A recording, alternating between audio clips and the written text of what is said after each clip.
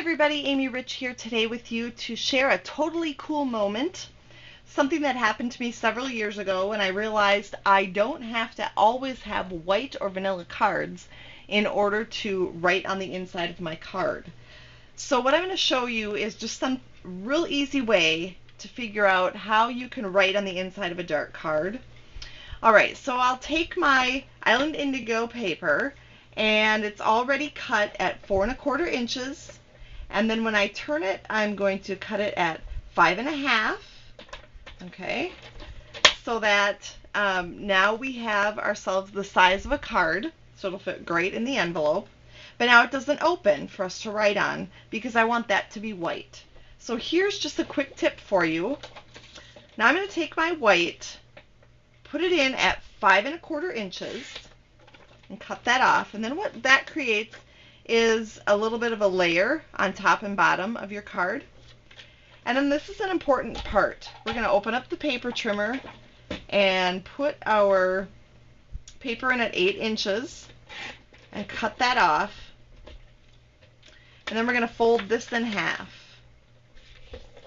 Now this is the part of the card that's going to open, but look, it layers perfectly onto our Island Indigo backing. And then we're able to write or stamp an easy message inside and be able to see it just fine. So I'm going to show you a card, quick card to use for this. This is one of my favorite word sets from Stampin' Up. It's called Delightful Dozen, and I like the Get Well Soon. It's got a deep print to it. And we use the Island Indigo pad. Just ink up that Get Well Soon. We're going to stamp that kind of close to the bottom right hand corner of our card. Alright, then let's take the Big Shot. And I've got it ready to go on tab 1. We're going to open up the card and slip the embossing folder around the front of the card. And then we're going to put the other cutting plate on top and run that through. Okay, I obviously got that turned around here when I set that down, but easy flip. Okay, and then what we've got is a polka dotted front of our card.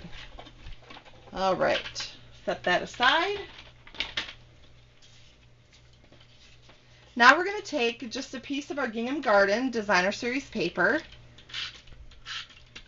and adhere that to a little bigger piece. 2 1/4 by 2 1/4 is the Gingham Garden, and then 2 1/2 by 2 1/2 is the Island Indigo. And we're just going to attach that then to the front of our card. Just a really easy little focal point here. Then on our Whisper White scrap,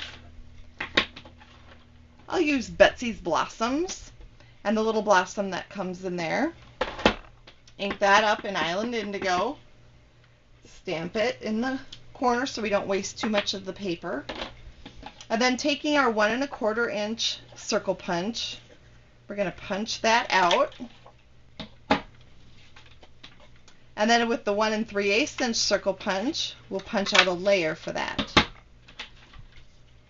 and attach those together here.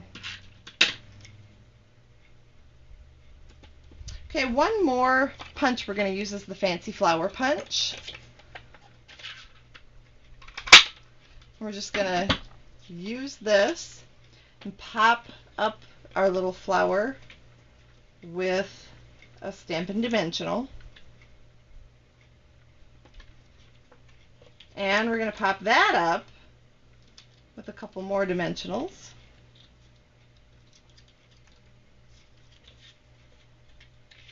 That just gets popped up right to the side here.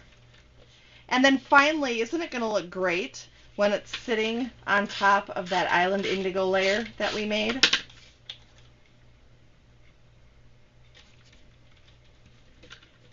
Just love it. And it's a totally cool technique that is really quite simple so that you can write on the inside of your card.